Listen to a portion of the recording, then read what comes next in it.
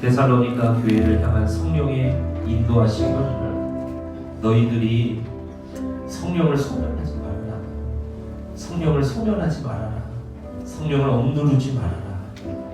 내 생각에, 내가 보기에, 내 판단에 주님 어떤 사람이 그러는데 그러지 말아라. 성령께서 너희에게 자유롭게 말하시도록 너희가 성령을 억누르지 말고 소멸하지 말아라. 너의 생각을 다 정해놓고 너의 계획을 다 정해놓고 그리고 성령 보고 오셔서 도우시라 이렇게 하지 말아라. 네가 주인의 자리에서 내려오고 예수님의 주인의 자리로 올라오고 성령님 무슨 말씀이든 하세요. 내가 바로 그대로 내가 순종할게요. 그때 주님이 우리에게 말씀으로 말하시고 기도를 통해 우리에게 하나님의 말씀을 들려주시는 줄로 믿습니다. 우리 이 시간 무엇을 기도해야 될까요? 하나님, 그동안 내가 주인 되어서 내가 다 결정해놓고 내 판단에 내가 보기에 내 상처가 하나님 난 이런 말들만 쏟아내며 성령의 음성을 들으려 하지 않았습니다.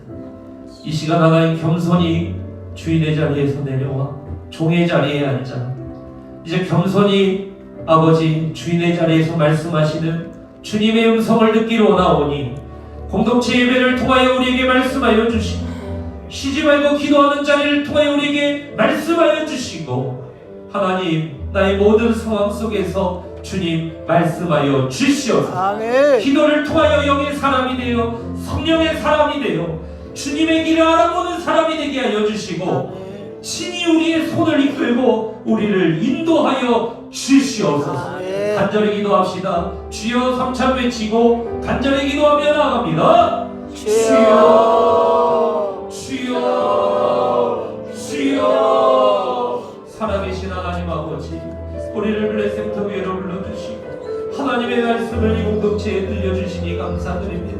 하나님 아버지 내가 보기에 내 생각에 내 경험에 아버지 이러한 말들을 내 입술에서 버리게 해주시고 주님 무슨 말씀이든지 하세요. 주님의 말씀이라면 주님의 뜻이라면 주님의 말씀이라면 내가 100% 순종하겠습니다. 무조건 따르겠습니다. 그러니 하나님 내 길과 달라도 따르겠습니다. 내 상처와 달라도 따르겠습니다. 내 판단과 달라도 따르겠습니다. 내 관점과 달라도 따르겠습니다. 하나님 아버지 전문가의 의견과 달라도 나는 따르겠습니다. 그러니 주님 주님의 말씀을 내게 공동체를 통하여 들려주시고 주님의 예언의 말씀을 말씀 읽을 때마다 들려주시고 설교를 들을 때마다 들려주시고 기도할 때마다 깨닫게 하여 주시고 기도하는 가운데 이 새도록 주님 앞에 기도하는 그 기도의 시간들을 통하여 기도하는 가운데 주님 우리를 붙드시고 친히 주님의 길로 인도하여 주시옵소서.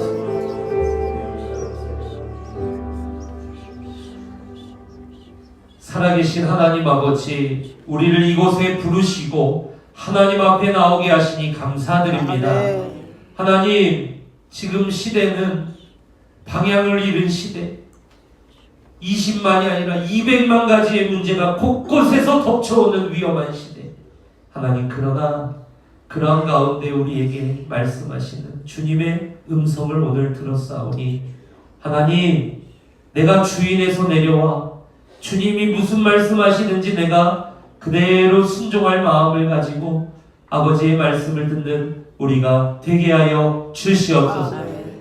하나님 공동체 예배를 통하여 기도의 자리를 통하여 또 말씀을 묵상하는 가운데 주님이 들려주시는 하나님의 말씀이 나의 삶의 기준이 되게 하여 주시고 기도를 통하여 주님의 인도하심을 알아볼 수 있는 영의 사람 성령의 사람 되게 하여 주시옵소서. 그리함으로 말미암아 친히 인도하시는 주님의 손을 붙잡고 성령의 손을 붙잡고 성령의 인도하심 따라 하나님이 기뻐하시는 이것이 우리 주 예수 그리스도 안에서 너희를 향한 하나님의 뜻이니라 하시는 그 뜻의 길을 따라 걸을 수 있는 우리가 되게 하여 주시옵소서. 사람의 생각 떠나가게 하여 주시고 나의 판단 떠나가게 하여 주시고 나의 기쁨을 줬는 것이 아니라 나의 아버지 두려움의 목소리를 듣는 것이 아니라 나의 상처의 목소리를 듣는 것이 아니라 오직 성령의 음성을 듣는 한 주가 되게 하여 주시옵소서. 하나님, 이 시간 몸이 아픈 자들이 있습니다.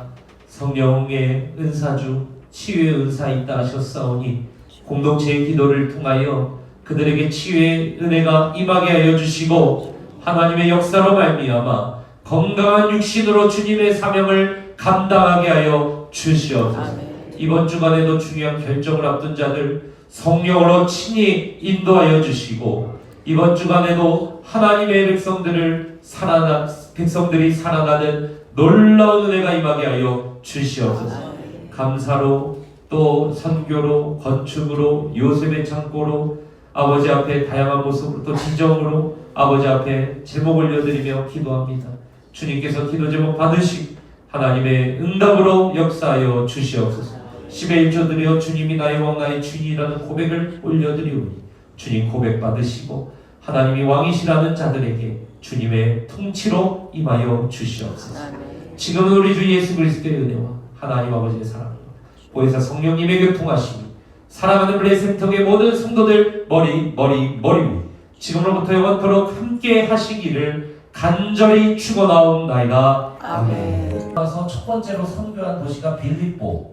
그다음에 이제 빌립보에서 루디아의 집에서 나와가지고 이제 두 번째로 사도행전 17장에서 넘어가게 된 도시가 바로 마게도냐의 수도인 이 데살로니가. 마게도냐의 데살로니가. 그래서 이제 데살로니가로 들어갔는데 바울은 항상 이 선교 전략이 뭐냐면은 도시 선교를 하는데 도시 아주 중심부에 들어가서 회당에서부터 변방으로 이제 이렇게 퍼져나가는 그런 선교 전략으로 이렇게 움직였거든요.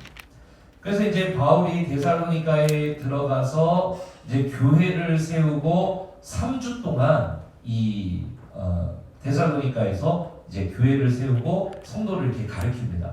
근데 몇 주 정도 있었냐면 방금 말씀드린 대로 3주 정도 이렇게 가르치는 새 안식일을 지났다고 했거든요. 그럼 이제 3주 정도 이렇게 교회를 이렇게 세워나가고 있는데 여러분 데살로니가라고 하는 지역에 어마어마한 유대인들이 살고 있고 그곳의 유대인 회당에는 엄청난 영향력을 가진 그 유대인들의 회당이라고 그랬잖아요. 그러니까 이 사람들이 바울을 내버려 두겠어요? 아니면 못 살게 굴겠습니까? 못 살게 구죠. 그래가지고 막 가가지고 막 못 살게 군 거예요, 바울. 그리고 바울이 데살로니가 교회에 있는 게 3주 딱 지났을 때 거기서 이제 철수를 하게 돼요. 그래서 이제 거기에 나와가지고 베레아로 가고 이제 이 사람들 데살로니가 사람들 얼마나 대단한가 봐요. 베레아로 갔는데 거기까지 쫓아서 못 살아요. 그래서 그 베레아에서 바울이 아덴이라고 하는 곳에까지 내려갑니다. 근데 이 아덴에 이제 바울이 데살로니가에서 나올 때 디모데를 남겨놨거든요. 가장 이 사랑하는 이 신복이며 제자잖아요. 그래서 디모데를 거기에 남겨뒀던 디모데가 바울이 베레아, 아덴 이렇게 내려올 때 그 디모데가 이제 아덴에 가서 이제 바울을 만나는 거예요. 그래서 이제 바울을 만나고 바울이 이제 걱정되니까 그 아덴에서 다시 디모데를 데살로니가로 보내요. 그리고 바울이 이제 고린도로 이제 아덴에서 고린도로 이제 딱 내려왔을 때 데살로니가로 다시 갔던 디모데가 돌아와서 바울에게 바울 선생님, 데살로니가가 이제 3주밖에 안 됐는데 아주 잘하고 있어요. 그런데 뭐 부활이나 이런 것들, 재림이나 이런 것들에 대한 뭐 이런 궁금증이 있고 뭐 이런 문제가 있습니다. 이 소식을 전해요. 그래서 바울이 이제 고린도에서 데살로니가 성도들이요, 당신들 잘하고 있다면서요. 참 잘하고 있습니다. 얼마 되지도 않은 3주밖에 내가 당신들 품지 못했는데 잘하고 있습니다. 근데 당신들 조금 잘못 생각하는 재림에 관한 뭐 그런 문제들이 있네요 하면서 쓴 책이 편지가 그게 이제 데살로니가 전서예요. 그래서 이제 디모데가 이제 그걸 가지고 이제 고린도에서 데살로니가로 가서 이제 그 성도들에게 그것을 전하게 된 것이죠. 자, 그런데 오늘 우리가 읽은 이런 데살로니가의 상황 속에서 바울이 이제 쓴 편지가 이 데살로니가 전서인데 이 데살로니가 전서에서 바울이 할 말을 이제 다 합니다.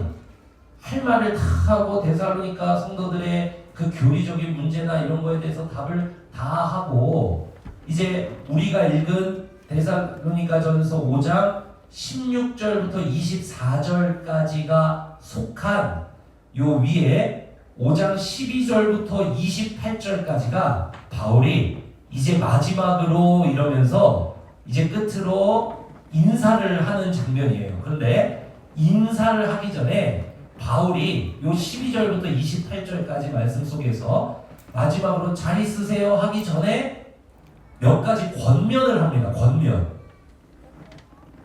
그래서 우리가 읽은 이 데살로니가전서 5장 16절에서 24절까지가 바울이 편지를 마치기 전에 그런데 데살로니가 성도들이여 이렇게 하십시오 하고 권면한 내용이 요 16절부터 24절이에요. 자, 그런데 바울이 이제 무슨 권면을 하냐면요. 삶의 자리에서 데살로니가 성도들은 아주 극심한 그 사람들, 그죠? 데살로니가 사람들. 아니, 사람 괴롭히겠다고 데살로니가에서 쫓아냈으면은 그만이지. 베레아까지 쫓아와서 못 살게 굴 정도의 사람들이 데살로니가 사람들이잖아요. 그러니까 교회에서도 좀 뭐라 하시는 분이 있으면 속으로 그렇게 생각을 해야 돼요. 우리가 데살로니가 사람 같다 이렇게, 그죠? 그럴 때 이 사람들, 그죠? 그런데 그런 사람들에게 20만 명이나 되는 그런 사람들에게 둘러싸여서 3주밖에 안 된, 태어난 지, 그러니까 창립한 지 3주밖에 안 된 데살로니가 성도들이 그 어마어마한 20만 명이나 되는 대군 앞에 포위가 돼가지고 살아가야 되는 거예요. 3주밖에 안 된 교회가. 그죠? 그 안에서. 그런 사람들에게 바울이, 그런 아주 각한 상황 속에 있는 사람들에게 바울이 그런 상황 속에서 이렇게 사십시오. 그런 포위 속에서 이렇게 사십시오. 그런 압박 속에서 이렇게 헤쳐나가십시오. 그런 극악한, 극심한 그런 압박 속에서 이렇게 해야 헤쳐나갈 수 있습니다 하고 마지막으로 권면한 내용이 데살로니가전서 5장 16절에서 24절까지 내용입니다. 자, 그래서 오늘 우리가 이 사도 바울의 데살로니가 교회의 성도들에게 20만 대군에게 포위돼서 살아가야 되는 이 데살로니가 3주밖에 안 된 이 신생교회 성도들에게 그 상황 속에서 이렇게 하십시오라고 권면한 이 내용을 오늘 우리가 읽을 건데요. 잘 읽어보면 이 안에 바울의 이 메시지를 통해 우리가 잘 읽어보면은 무슨 답을 얻을 수 있냐면요. 성령의 인도하심을 어떻게 받을 수 있을까? 왜냐하면은 바울이 오늘 그 극심한 상황 속에서 그들이 잘못된 선택을 하지 않고 옳은 태도를 가지고 그 상황을 어떻게 대처하면서 나아갈지 그거를 성령을 통해서 오늘 이야기를 합니다. 그렇기 때문에 오늘 그 바울의 가르침 그 권면 속에는 뭐가 들어있냐면요. 우리가 잘 읽어보면 성령의 인도하심이라는 것을 이렇게 받는 거구나. 바울의 가르침 속에서 그걸 알 수가 있는 거예요. 왜 그러냐면 바울이라는 사람 자체가 고난 전문가의 사람은 바울이라는 사람 자체가요.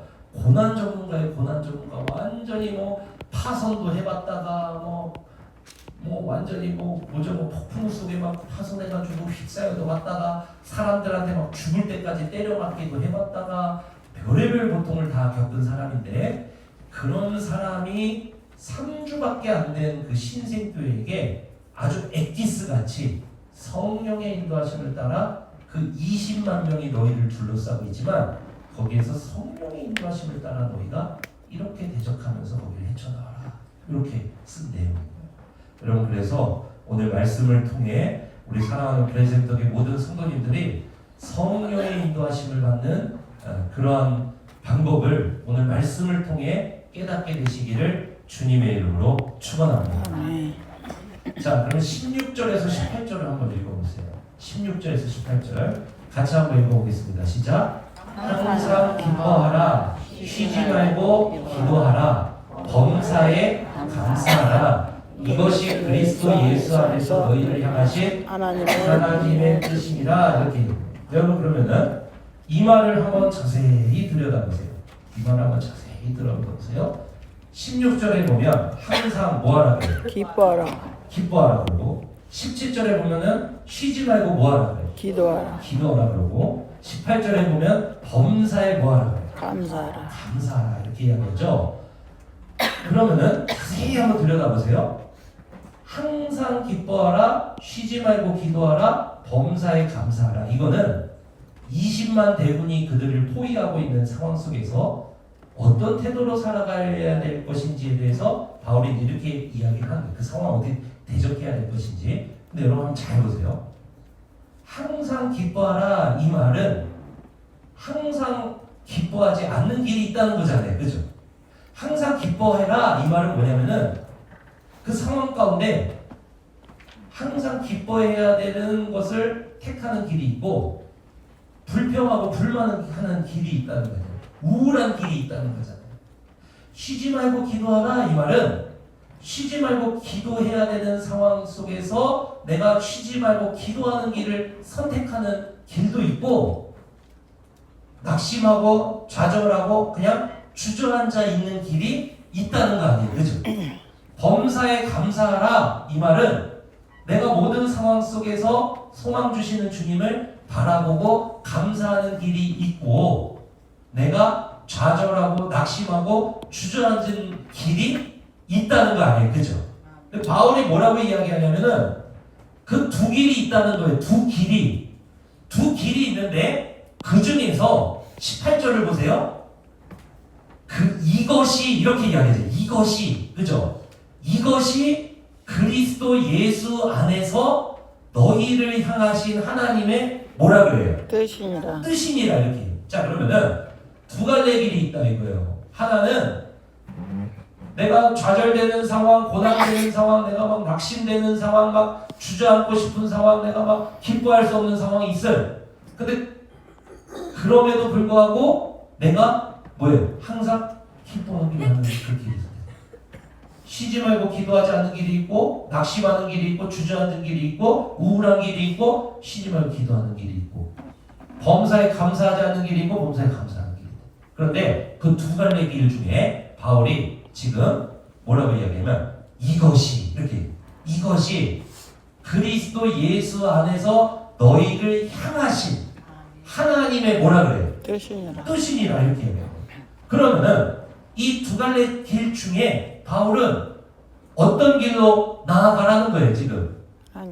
20만이 둘러싸여 있고 나를 압박해 들어오는 그 상황 가운데 그 길을 어떻게 헤쳐나와야 되냐면은 주님의 길을 선택해서 그 길로 나아가라는 거예요. 그 길은 뭐냐? 항상 기뻐하라. 당시 그 사람들에게 데살로니가 사람들에게 항상 기뻐하는 것, 쉬지 말고 기도하는 것, 범사에 감사하는 것이었다는 거예요. 여러분 이해되시죠? 그러니까 우리 앞에도 두 갈래 길이 있어요. 그럼 이 두 갈래 길 중에 우리는 누구의 뜻을 따라서 누구의 길을 선택해서 누구의 인도하심 따라서 그 길로 가야 됩니까? 하나님에게 성령의 인도하심을 따라서 주님의 뜻이 있는 길로 가야 되는 줄로 믿습니다. 그러니까 데살로니가 성도들은 20만이나 되는 사람들이 막 둘러싸여가지고 막 이렇게 있는데 그런 상황 속에서 우울하지 말아라. 낙심하지 말아라. 고난 속에서 항상 기뻐하라. 왜 이 말을 했을까요? 이거는 막 고난 가운데 있는데 웃어라. 웃으면 복이 온다. 이런 말이 아니에요. 웃으면 복이 온다. 이런 말이 아니라 고난 가운데 기뻐해라. 항상 기뻐해라. 그 말은 뭐냐면요. 너를 사랑하시는 하나님이 계시다. 이 고난 가운데 함께 하시는 하나님이 계시다. 여전히 일하고 계시는 하나님이 계시다.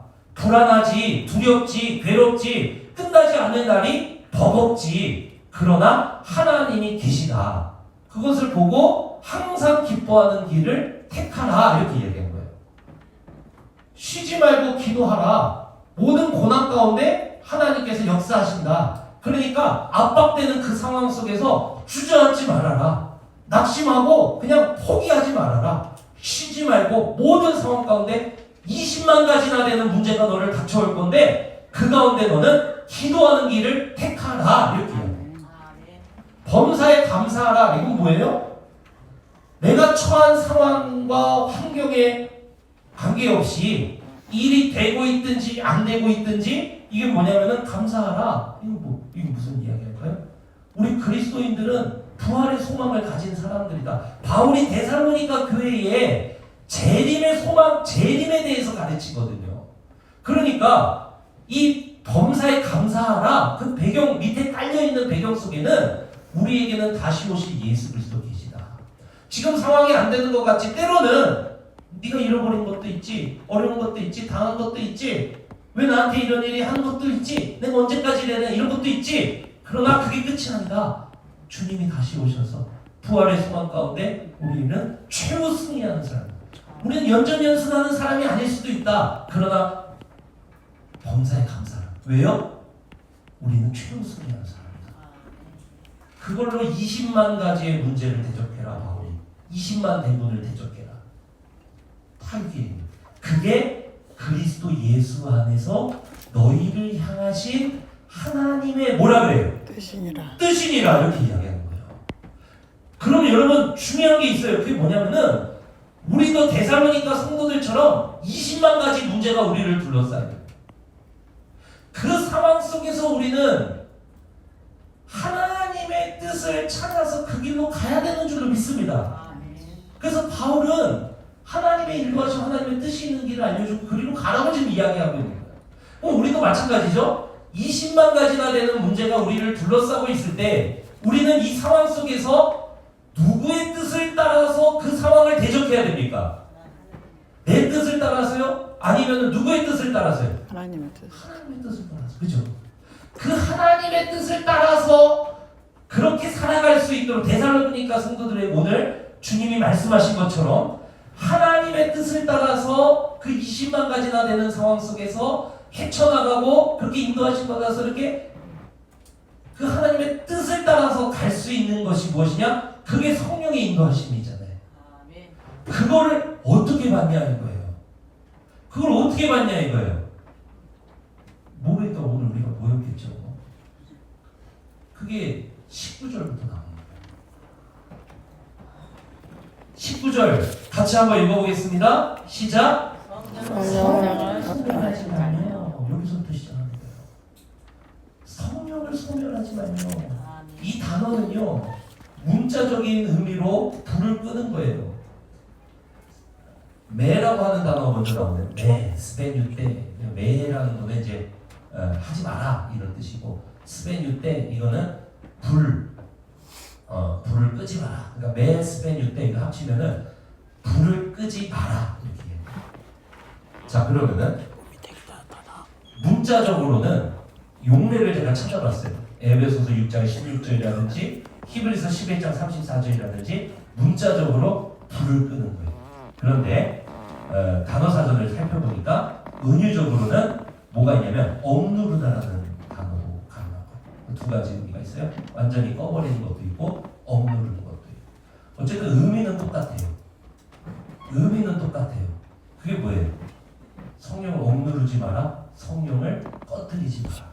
그게 뭐예요? 내가 앞서면 안 된다는 거예요. 내가 여러분 성령의 인도하시면 어떻게 받습니까? 첫 번째는요. 첫 번째는 내가 다 결정하고 내가 주인되고 내가 내 생각에 내 판단에 내가 보기에 이게 없어야 돼요.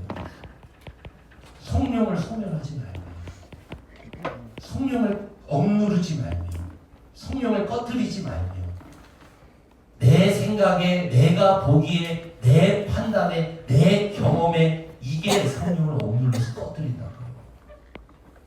성령의 뜻이 내 삶 속에서 성령의 인도하심이 성령이 내 삶에서 드러나셔야 되는데 주관하셔야 되는데 인도하셔야 되는데 내 생각에, 내가 보기에, 내 판단에, 내 경험에 세상 사람들이 말하는 말에 의하면, 저 사람이 말하는 거에 의하면, 유튜브에 보니까 이게 성령을 억누르고 성령을 꺼트리고, 여러분 성령을 꺼트리는 거예요. 누가 나를 주장하셔야 돼요, 여러분? 성령이 나를 주장하셔야 되는 거예요. 내가 보기에, 내 생각에, 내 판단에, 내 경험에 누가 그러는데, 때로는 내 상처가, 내가 당한 게 그런 데서 억누른다는 성령입니다. 사랑하는 성도 여러분, 이게 첫 번째입니다. 성령이 인도하시는 사람입니다. 우리가 성령을 억누른다고요. 성령이 인도하시는 걸 하는데, 주님은 우리에게 선한 목자라 하시고 그렇게 말씀하시는 하나님이라고 계시하시는데, 우리에게는 주님 뭐라고 이야기하시냐? 난 선한 목자다, 주님의 말씀을 들어라, 이렇게 얘기하시는 거예요. 그건 주님이 말씀을 들어 우리를 인도하신다는 얘기 아니에요? 근데 자꾸 우리가 성령을 소멸한다고요, 꺼트린다고요, 억누른다고요. 성령을 내 생각에, 내가 보기에, 내 판단에 누가 그러는데 내 상처가 성령을 억누르고, 그래서 용서하지 못하게 만들어버리죠. 이게 자꾸 성령을 억누르는 거예요. 여러분, 거기서부터 우리 시작이에요. 무슨 말이냐면, 하나님은요 우리에게 늘 말씀하세요. 그런데 왜 못 듣냐? 내가 성령을 억누르고 있는 거예요. 내가 다 결정했는 거예요. 내 계획이 다 있는 거예요. 그래서 그대로 돼야 되는 거예요. 하나님 내 뜻대로 움직여줘야 되는 거예요. 아니요. 오늘 말씀을 정확히 이야기해요. 이것이 너희를 그리스도 예수 안에서 너희를 향하신 하나님의 뭐라 그래요? 뜻이니라. 이것이 20만이 둘러싸고 있는 상황 가운데 하나님 내 고난도 모르시잖아요. 항상 기뻐하라고요? 말도 안 돼요. 하나님 이 고난이 얼마나 큰데. 이것이 쉬지 말고 기도하라고요? 고난 당해보셨어요? 기도할 힘조차도 나지 않아요. 이것이 범사에 감사하라고요? 무슨 감사예요? 이게 어떻게 이런 상황에서 감사가 나올 수 있어요? 이것이 우리가 성령을 계속 먹는 거예요. 그리고 우리는 이 상황 가운데 항상 기쁨을 주시길 원하시는, 우울에서 벗어나 다시 일어나서 다시 사명의 자리로 나아가길 원하시는 성령의 음성을 들을 수가 없죠. 다시 기도의 자리로 나와서 해보자. 주님 살아계시다. 할 수 있다. 주님이 일하시면 주님은 내 삶 가운데 일하신다. 다시 기도의 자리로 나오지 않는 없는 것이죠. 재림의 소망이 있다. 주님은 오셔서 모든 걸 완전히 하실 것이고, 그날의 모든 이유를 들려주실 것이며, 주님은 완전히 이루실 것이다. 범사에 감사하지 못하게 만들어 버리죠. 여러분, 이게 첫 번째입니다. 우리 안에 우리에게 말씀하고 계시는 성령을 내 생각에, 내가 보기에, 내 판단에, 내 경험에, 내 상처, 내 상황이, 여러분 그것을 통해서 성령을 억눌러 소멸시키지 않는 여러분 되시기를 주님의 이름으로 축복합니다. 아멘. 여러분, 그러면은 첫 번째 성령의 인도하심을 받아야 하기 위해 우리가 준비되어야 될 것이 이 말들을 없애는 거예요. 우리 안에서 이 말들을 없애고, 성령님 무슨 말씀이 있는지 하세요. 내가 따를게요. 이게 준비돼야 돼요. 이게 준비돼야 돼요. 그럼 그때부터 누가 말씀하시고 누가 인도하시기 시작하냐? 성령님이 인도하시기 시작하시는 줄로 믿습니다. 그렇게 인도해 나가시는 거예요. 그렇게 인도하며 나아가시는 것입니다. 제 경험 속에서도 성령님이 저를 인도하시는 상황도 보면요, 꼭 하나님은 무장 해제를 먼저 시키시더라고요. 예를 들면 여러 번 말씀드리지만 전 진짜 목회자 되기 싫었거든요. 진짜는 나는 5년 동안 반대 기도를 했잖아요. 중학교 1학년 때부터 그때 승준이 형이라고 우리 교회 제 형님 있었는데 고등학교 2학년이었거든요. 그런데 저를 엄청 잘 챙겨줬어요. 설날에도 심심해 이러면은 설날인데도 자전거 타고 와서 고등학교 2학년이 중1을 놀아줘요. 좋은 형 아닙니까? 그렇죠? 영국인가 여기 계신데. 그런데 이제 그 형이 저한테 너 저기 중1 1인데 제가 비전을 위해서 기도해라 이렇게. 그래서 제가 얘기했잖아요. 하나님 저에게 비전을 주세요. 중1 때부터 하나님 저에게 비전 주세요. 비전을 주세요. 비전을 주세요. 근데 그 중심에 어떤 마음을 가지고 같이 비전을 주세요. 목회자, 선교사 몇 가지가 있어서 제가 목회자, 선교사 이 두 개가 들어갔던 것 같아요. 그래가지고 그거를 이제 그거는 말고요. 근데 제가 뭐 드럼을 막 치고 있어 드럼을 좋아해가지고 드러머가 되고 싶고 드러머가 되게 해주세요. 이런 기도도 하고. 근데 목회자 말고 선교사 말고요. 다 정해놓고 기도해요. 근데 고등학교 2학년 때 수련회를 갔는데 여러분 이번에 수련회 꼭 가십시오. 수련회 막 은혜가 임해요. 목회자 된다는 얘기는 아니고요.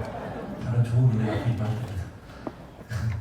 그래서 수련회 갔는데 하나님이요 기도하는데 모든 상황 가운데 저를 그동안 어떻게 인도해 주신 줄 쫙 보여주시는 거예요. 네가 막 울 때, 네가 뭐 괴로울 때, 네가 속상할 때 하나님 어떻게 울지 쫙 보여줘요. 하나님 사랑합니다. 하나님 감사합니다. 얼마나 울었는지 몰라요. 터지기는. 갑자기 그 순간에 저는 반대 기도를 했다 그랬잖아요. 하나님 감사합니다. 하나님 사랑합니다.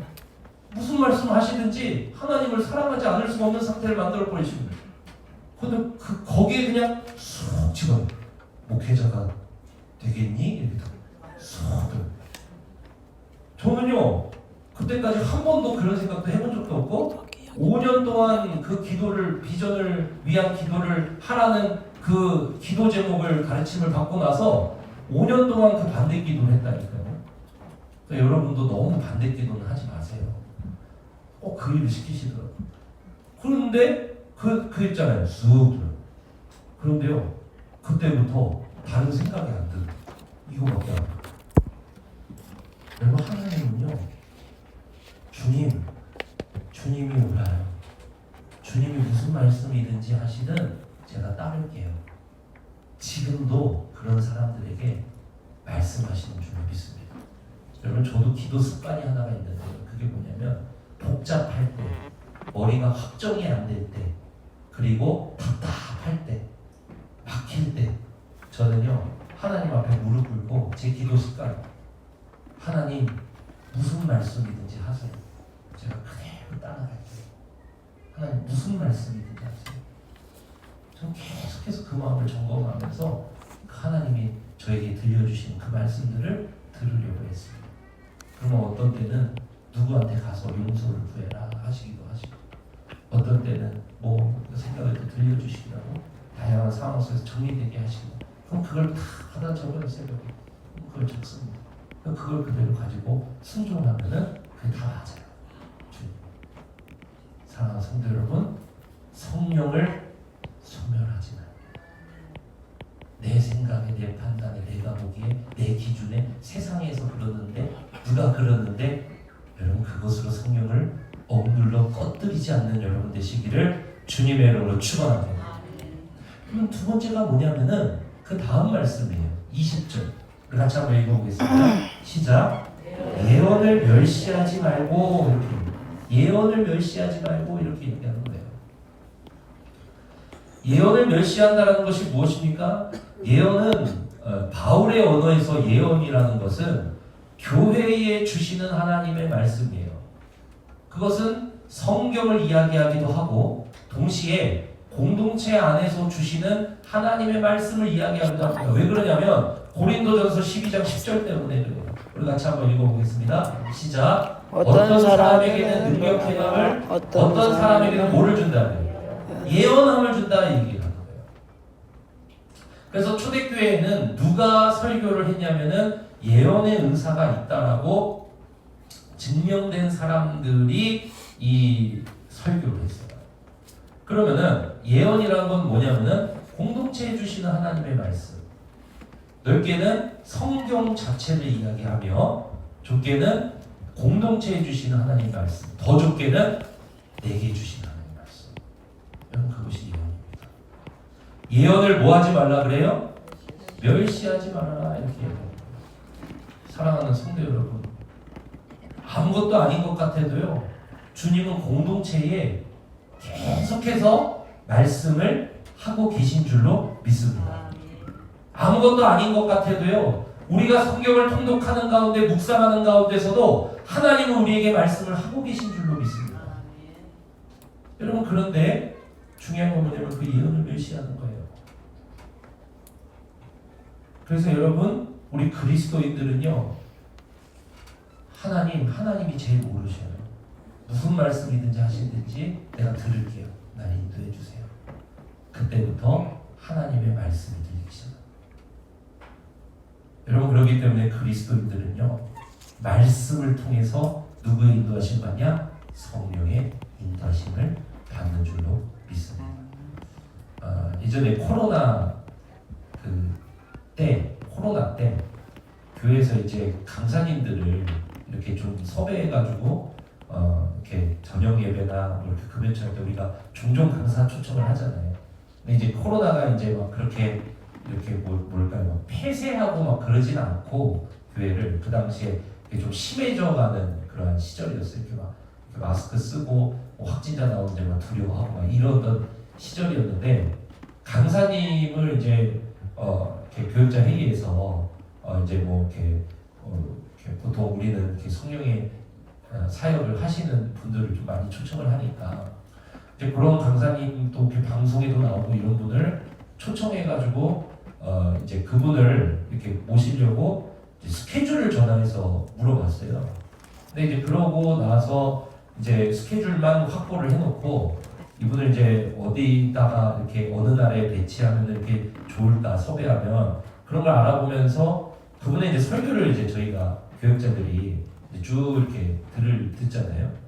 근데 이제 그 설교를 듣다 보니까 좀 이상한 거예요. 우리는 말씀으로 이제 비추어서 그런 걸 이제 봐야 되니까 조금 이상한 거예요. 그래서 그거를 원로 목사님 그때 우리 와서 오셔서 사역해 도와주실 때니까 원로 목사님께서도 들으시고 조금 이상하다. 그리고 또 목사님께서 사모님께 들려주셔서 사모님도 좀 이상하다. 그래서 소개를 안 했어요. 이상해서 말씀을 보니까. 그런데 그러고 나서 한 달인가 있다가 이제 그 교회가 이제 대대적으로 뉴스에 나오면서 매우 큰 코로나 때 이렇게 좀 굉장히 큰 사고를 일으킨 그런 일이 있었습니다. 여러분 하나님은요 지금도 말씀을 통해 주님의 길을 깨닫게 하십니다. 여러분 사도행전 15장을 한번 펴보세요. 여러분 성경을 가지고 계시니까 사도행전 15장을 한번 펴보세요. 사도행전 15장을 펴시면은 이 사도행전 15장이 예루살렘의 교회가 모여가지고 회의를 하는 장면입니다. 여러분 15장 1절 위에 빨간색 글씨로 뭐라고 쓰여 있어요? 예루살렘 회의라고 적혀 있죠. 자, 왜 모였냐면은 그 당시에는 다 유대인만 성령을 받는다라고 생각을 했어요. 왜냐하면은 하나님 나라 백성이 유대인으로 아브라함으로부터 시작됐으니까 할례 받고 이런 유대 민족이 돼야 할례 받고 이렇게 유대 민족으로 들어와야 성령 받고 하나님 백성으로 인정을 받는다고 생각을 했어요. 그런데 사도 바울이 사역을 하면 할수록 무슨 일이 일어나냐면 이방인이 할례도 안 받았는데 하나님의 백성으로 옛 언약으로 들어오지도 않았는데 성령을 받는 거예요. 그거는 유대인이건 이방인이건 할 거 없이 이제는 예수 그리스도를 믿음으로 말미암아 성령이 임하고 하나님의 백성이 된다는 새 언약 시대가 새 시대가 열렸다는 거예요. 근데 이 당시 사도행전 15장이 쓰여질 당시만 해도 그런 신학적인 내용이 정립이 안 될 때였습니다. 그래서 이 현상은 너무 이상한 현상이었어요, 그들에게. 왜냐하면 수천 년 동안 이 사람들은 뭐를 믿었냐면은 아브라함의 그 계열에 들어가야 되는 거예요. 할례를 통해서 아브라함의 약속에 들어가야 하나님의 백성이 되고 그 하나님의 백성의 증거에 성령이 그들과 함께 하나님이 함께 하시는 그게 들어가면서 그런데 이방인도 예수님만을 통해서 성령을 받으니까 이 사람들은 자신들이 수천 년 동안 믿고 있던 진리가 흔들리고 이상하잖아요. 그래서 이게 뭐냐 하고 모인 게 사도행전 15장 이 상황인 것입니다. 그런데 이 상황 때 바울이 막 이야기해요. 자기 이야기를 합니다. 내가 막 이렇게 해보니까 뭐 이런 일이 있더라 막 이렇게 막 이야기를 합니다.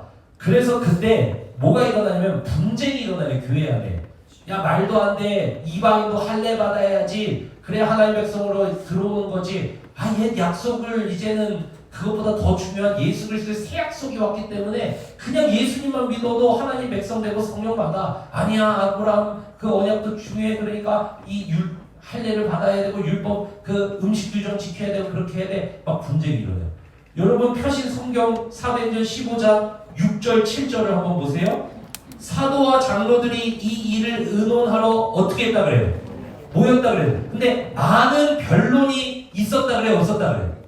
있었다 그래요. 그런 다음에 7절에서 누가 일어나냐면 베드로가 일어나요. 자리에서. 근데 베드로는 여러분 12제자 중 첫째잖아요. 그죠? 그럼 베드로의 말이 교회 안에서 결정적이었을까요? 결정적이지 않았을까요? 결정적이었어요. 그런데 그 베드로가 일어나서 뭐라 그러냐면 내가 고넬료의 집에서 경험한 게 있다. 그게 뭐냐면 이방인인 고넬료에게 하나님이 나를 그 집에 가라고 환상 보여주셔가지고 내가 그 집에 가서 내가 복음을 전했더니 고넬료의 집이 예수 그리스도를 믿고 성령을 받더라. 그러니까 우리는 새 시대가 온 게 맞아. 이렇게 베드로가 이야기를 한 거예요. 그 11절에 그래서 베드로가 이 말을 하거든요. 한번 읽어보세요. 시작. 그러나 우리는 그들이 우리와 동일하게 주 예수의 은혜로 구원받는 줄을 뭐한다 그래요? 그죠? 그러니까 수천 년 동안 자신들이 지켜왔던 할례받고 아브라함의 약속에 참여해야 되는 데서 하나님의 백성이 되는 게 아니라 예수 그리스도를 믿음으로 말미암아 이방인도 한국인도 미국인도 뭐 북한 사람도 누구든지 예수 그리스도 믿음으로 말미암아 하나님의 백성 되고 성령이 받는 이상한 일이 막 생기는 거예요. 이게 뭐냐 이렇게. 베드로가 일어나서 내가 환상 봤다. 내가 하나님의 말씀대로 해봤더니 진짜 그렇게 되더라. 이렇게 된 거예요. 그런데 잘 보세요. 베드로가 이 말을 하면서 12절에 보면 바나바와 바울이라는 사람도 나와가지고 맞아. 우리도 복음 전했더니 이런 기사가 일어나고 표적이 일어나고 기적이 일어나고 이런 일이 일어났어. 막 똑같은 얘기를 하는 거예요. 읽어보세요. 12절 시작. 온 무리가 가만히 있어 바나바와 바울이 하나님께서 자기들로 말미암아 이방인 중에서 행하신 뭐가 일어나요? 그렇죠. 표적과 기사, 기적들이 막 일어나는 거예요. 그죠? 그런데 중요한 게 있어요. 그게 뭐냐면 교회가 이게 하나님의 뜻이야. 이게 하나님의 인도하심이야. 결정을 안 해요. 그럼 교회가 언제 결정하냐? 13절 읽어보세요. 시작. 말을 마침에 야고보가 대답하여 이르되 형제들아 내 말을 들으라. 이렇게 나오죠. 야고보는 예수님의 동생 야고보인데 당시 예루살렘 교회 수장이었습니다. 베드로, 야고보, 요한. 근데 이제 그 예수님의 제자 야고보는 이제 순교했을 때고 예수님의 동생 야고보, 이 야고보. 근데 이 야고보가 자리에서 딱 일어나가지고 형제들아 내 말을 들으라 하면서 그 일어난 현상이 성경에 어디 나왔는지를 찾아요. 그래서 성경 말씀 이게 이루어진 거구나. 그걸 봅니다. 그게 어디 나옵니까? 그 밑에 읽어보세요. 14절 시작. 하나님이 처음으로 이방인 중에서 자기 이름을 위할 백성을 취하시려고 그들을 돌보신 것을 시몬이 말하였으니 15절 이게 중요합니다. 읽어보세요. 시작. 선지자들의 말씀이 이와 뭐하다 그래요? 일치하도다. 이러면서 아모스 말씀을 찾아가지고 그러면서 교회가 성령의 인도하심을 따라서 환상 보고 결정하는 것이 아니라 일어나는 기적 보고 결정하는 것이 아니라 교회가 일치하여서 여러 의견을 내고 이게 하나님의 뜻이냐고 분별해가는 과정이 있었는데 최종적으로는 이게 말씀이냐 아니냐, 이게 하나님의 뜻이냐 아니냐, 말씀이 가르치는 가치냐 아니냐, 이게 하나님의 뜻이냐 아니냐, 이게 성경을 통하여 우리에게 주신 하나님의 계시냐 아니냐, 이거를 통해서 결정을 합니다. 그리고 나서 교회가 그 결정된 대로 이게 하나님의 뜻입니다. 확신을 하고 어떻게 하냐? 온 교회에 그 서신을 보내는 거예요. 이방인 할례 받을 필요 없다. 음식 가려 먹을 필요 없다. 그렇지만 교제를 위해서 피째 먹는 건 좀 피해줘라. 이러면서 그렇게 결정입니다. 사랑하는 성도 여러분, 성령의 인도하심을 어떻게 받냐고요? 첫 번째, 여러분 안에 들으려고 하는 마음이 있어야 됩니다. 내가 성령을 억누르는 모든 그 말들을, 우리 생각을, 그거를 버려버리셔야 된다. 주님이 무슨 말씀이든지 하시든 내가 듣겠습니다. 나에게 말씀하시면 내가 그대로 할게요. 이게 첫 번째예요. 그 다음에는 말씀이에요. 말씀을 통해 우리에게 확신케 하시고 알게 하셔요. 감정이 아니에요. 생각이 아니에요. 그게 아니에요. 말씀을 통해. 제가 고등학교 2학년 때 하나님의 목회자가 되라. 목회자가 될게요. 그런데 1년 동안 제가 바로 고등학교 2학년 고3 1월 25일 아직도 기억나요. 1월 25일 저녁 예배 마치고 계속 그때까지 1년 동안 성경을 읽었어요. 이게 하나님의 뜻이 맞다. 1월 25일 그때 원로목사님 설교가 오직 성령이 너에게 임하시면 너의 권능을 받고 예루살렘 오면 사마리아 땅까지로 내 증인이 되라. 이 말씀하는데 이 하나님께서 저 자리에 앉아 있었는데 제가 저기 위험한 자리입니다. 저기 1m 중간쯤에 앉아 있었는데 제가 얼마나 죄인인지를 막 보여주는 거예요. 그때는 눈에 뭐가 보이진 않는데 밑에 바닥이 꺼져서 제가 한없이 추락하는 느낌, 끝이 없이 추락하는 느낌. 너무 무섭더라고요. 내가 얼마나 죄인인지 막 보여줘요. 그래서 제가 마지막에 여기가 끝이다 하는 지점까지 하나님이 회개를 시키시고 1시간, 2시간 회개를. 그런 다음에 그 끝에서 제가 뭐라고 말씀드렸냐면 이 주님이 주신 이 목회자 되라는 이 뜻을 이렇게 다시 올려드렸어요. 하나님 앞에 가져가세요. 너무 죄인이잖아요. 이런 사람이 이 사명을 어떻게 감당해요? 그러면 안 되죠. 올려드렸어요. 가져가세요. 못합니다. 이런 사람. 그때 사도행전 1장 8절 그날 저녁에 말씀. 오직 성령이 너에게 임하시고 너의 권능을 받고 예루살렘 온 유대 사마리아 땅까지 이뤄 내 증인이 되리라. 네가 아니라 내가 하노라. 잘 따라와.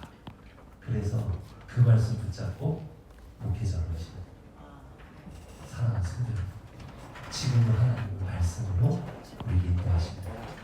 근데 예언을 멸시하는 거예요. 첫 번째, 공동체 예배를 너무 멸시해요. 공동체 기도회를 너무 멸시해요. 새벽 기도회를 너무 멸시해요. 요새는 설교 쇼핑이 가능하잖아요. 유튜브로 얼마든지 좋아하는 주제를 내 마음대로 다 들을 수 있잖아요. 그런데 오늘 바울은 이야기합니다. 고린도전서 12장 10절에서 교회 안에 어떤 자에게는 예언의 은사를, 어떤 자에게는 분별의 은사. 여러분, 우리 교회 안에 있는 분별을 통하여서 이 간단히 하나님의 말씀을 똑바로 설교하고 있지 못하다 이러면은 그 설교자를 끌어내려야 돼요. 설교를 못하게 해야 되든지 훈련 기간을 주든지 뭐 그렇게 해야 돼요. 그런데 하나님의 말씀이 정말 온전히 선포되고 있습니다. 그게 확신이 된다면은 그 공동체 안에 들려지는 하나님의 말씀을 귀하게 여기신 여러분 되시기를 축복합니다. 아멘.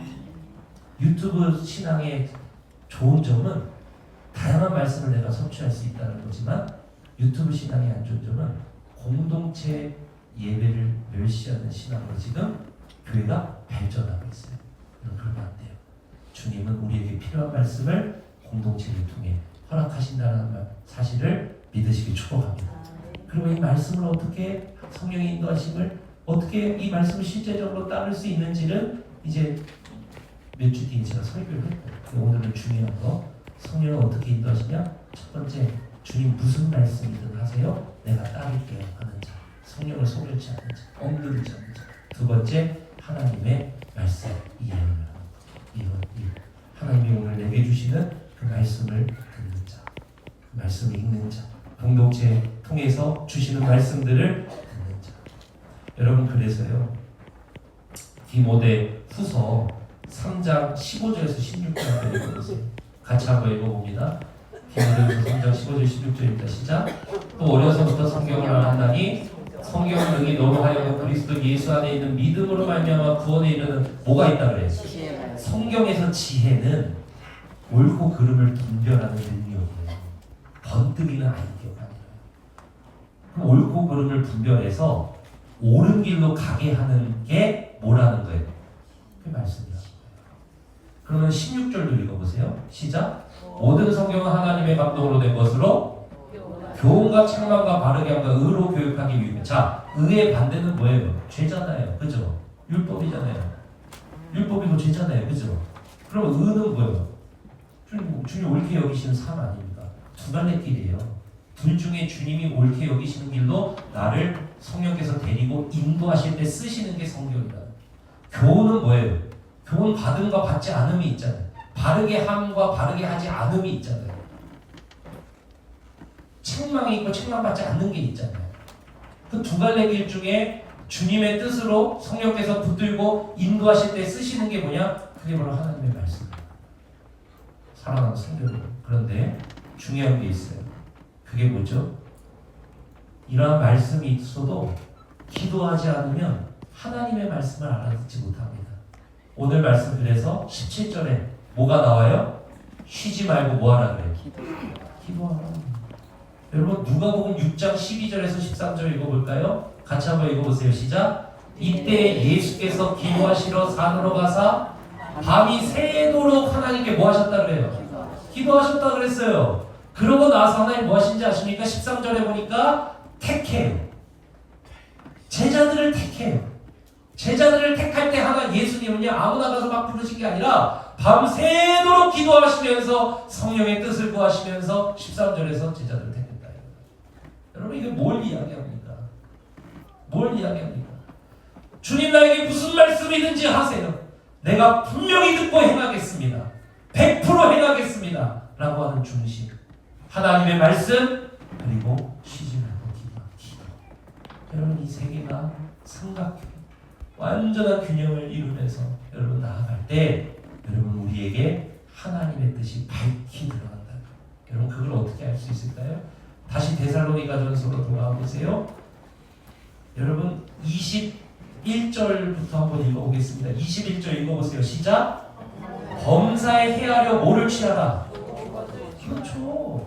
성령을 소멸하지 말고 예언을 멸시하지 말고 성령을 통해 말씀을 통해 기도를 통해 범사에 헤아려 뭐를 택하라? 좋은 것을 뭐하라 그래요? 취하라. 택하라, 취하라, 얻어라 이렇게 인도하심을 받아라. 그래야 20만 대군이 너를 둘러싸고 있지만 그곳을 뚫고 네가 하나님의 놀라운 일을 이루리라 이렇게 사명을 이루리라 이렇게 그래야 살리라. 데살로니가 교회 20만 가지 기도 제목 속에서도 성령을 붙들고 말씀을 통하여 기도를 통하여 네가 그 20만 가지 문제 속에서 주님의 인도하심을 취하리라 받으리라 이렇게 얘기하는 거예요. 그럼 여러분 22절도 한번 보세요. 악은 어떤 모양이라도 뭐하라 그래요? 그리라. 그러니까 21절과 22절의 균형이죠 완전히. 이거 버리고 좋은 거 취해라. 주님 뜻 취해라. 주님의 인도하심 받아서 주님의 길을 택해라. 그게 뭐겠어요? 위에서 말아. 항상 기뻐하라. 쉬지 말고 일어나. 범사에 감사하라. 이건 하나님의 뜻을 취해라. 그럼 그 밑에 읽어보세요. 23절 시작. 평강의 하나님이 친히 너희를 온전히 뭐하게 하신대요? 거룩하게 하시고. 여기서 제일 중요한 단어가 뭐냐면 친히예요. 친히. 내가 부족해요. 여러분 내가 성령의 인도하심 잘못 받으면 어떡하지? 여러분이 무슨 말씀이나 하세요. 100%다. 주님 말씀, 기도, 나머지는 누가? 이건 내가 할 일이고 그럼 뒤에 날 인도하실 이는 누구시냐? 친히 하실 성령 하나님이신 줄로 믿습니다. 친히 너희를 온전히 뭐하게 하신다 그래요? 거룩하게 구별이잖아요. 좋은 걸 취하게 한다는 거예요. 온전한 걸 취하게 한다는 거예요. 주님의 뜻을 이루신다는 거예요. 또 너희의 온 영과 혼과 몸이 우리 주 예수 그리스도께서 강림하실 때 흠없게 보존되기를 원하노라 이렇게 이야기돼요. 성령께서 친히 영을 지키시고 혼, 정신을 지키시고 몸, 육신의 연약함과 육신으로 나가는 모든 일 가운데 성령의 인도하심을 통해서 주님이 지키시고 보존하시고 마지막 날 오실 때까지 주님이 그 일을 이루신다는 사실을 믿으시길 축원합니다. 그러니까 성령의 인도하심을 받아 살아야 돼요? 안 살아야 돼요? 살아야 돼요. 그걸 누가 완성하실까요? 24절 읽어보겠습니다. 마지막입니다. 시작. 너희를 부르시는 이는 믿으시니 그가 또한 이루시리라. 여러분 말씀을 맺으면서요, 우리 블레싱 센터 교회 모든 성도님들이 성령이 무슨 말씀이든지 하세요. 내가 100% 주님의 뜻에 순종하겠습니다. 지금 여러 가지 상황이 있잖아요, 여러분 앞에. 20만 가지 문제가 넘치잖아요.